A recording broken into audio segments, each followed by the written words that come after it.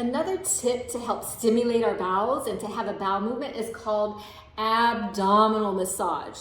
There are many different techniques out there, and there really isn't research to show this one technique is better than this one technique. What I'm going to share with you is what I learned in my PT training back in the early 2000s, and that I've been using it successfully on my family and on my patients for almost 20 years. But again, you don't have to follow this specific technique. If someone has taught you something else and it works better, if you want to modify it a little bit, that's okay. So basically, first, I think the directions are important, and then the movement. We'll go over the movement.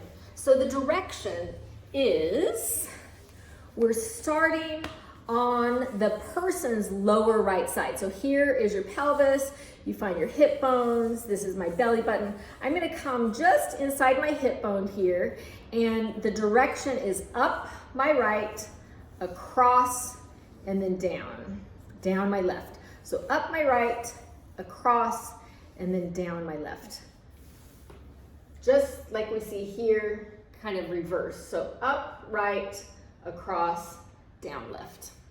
Abdominal massage is best done when you're in a relaxed position. So the bathtub is, again, one of my favorite places for this, either a dry bathtub or a wet bathtub, but basically you're in kind of a reclining position.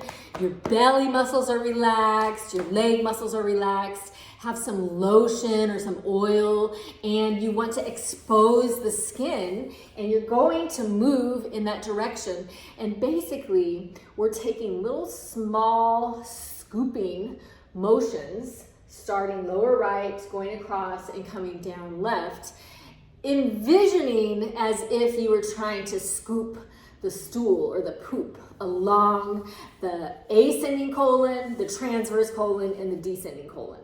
Okay, we are on a field trip to the bathtub here. So basically, I'm going to lean back. My legs are relaxed. Here's my belly button. This is my pubic bone, my right side. I am going to first apply my lotion or oil. So you're just going to envision me without clothes on. And then slowly, I'm doing this little C motion. I'm scooping up and up, and then you'll get to the rib cage.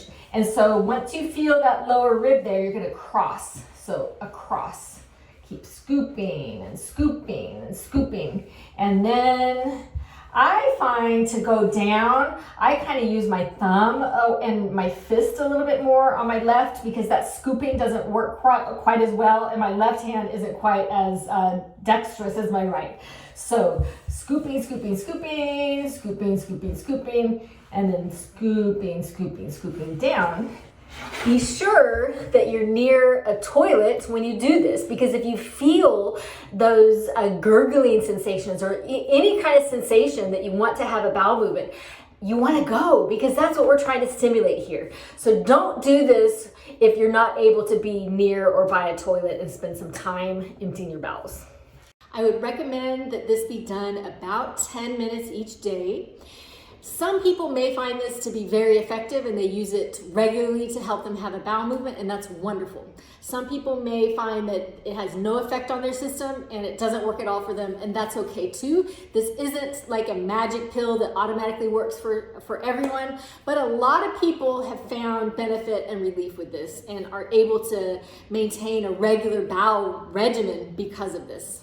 With abdominal massage, it's also very important to have intact skin. So if you have an ostomy bag or any kind of openings, or even any kind of incisions that haven't closed up yet, any kind of skin irritations or rashes, I would avoid doing this abdominal massage. You need to have intact skin that's healthy.